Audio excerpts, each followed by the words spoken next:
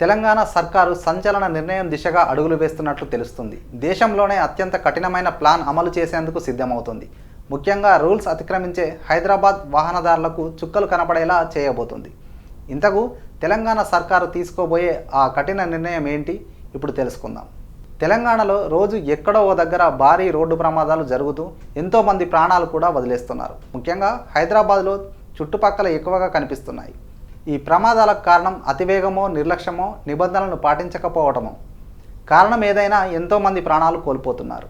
ఇలాంటి ప్రమాదాలను అరికట్టేందుకు రేవంత్ రెడ్డి ప్రభుత్వం సంచలన నిర్ణయానికి సిద్ధమైనట్టు తెలుస్తుంది. ట్రాఫిక్ నిబంధనల పట్ల తెలంగాణ పోలీసులు కఠినంగా వ్యవహరిస్తున్న విషయం తెలిసిందే.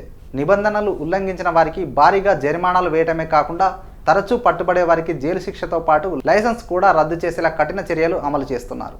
అయితే రీసెంట్గా కేంద్ర ప్రభుత్వం తీసుకొచ్చిన కొత్త చట్టాలతో పాటు నూతన రహదారి నిబంధనలు కూడా అమల్లోకి వచ్చాయి. దేశంలో చాలా వరకు ప్రమాదాలు మద్యం మత్తులో వాహనాలు నడపడం వల్ల, మైనర్లు వాహనాలు నడపడం వల్లే జరుగుతున్నట్టు అధికారులు గుర్తించారు.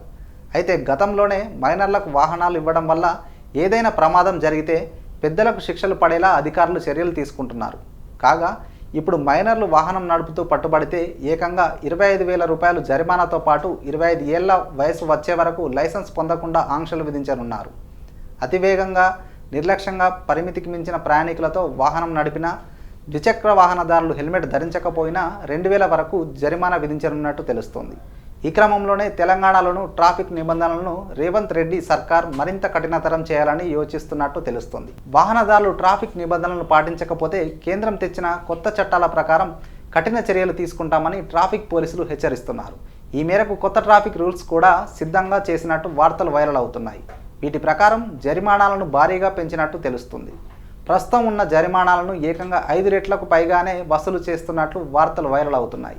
ఇప్పటికే సోషల్ మీడియాలో ఈ జరిమానాల పట్టికలు కూడా చక్కర్లు కొడుతున్నాయి.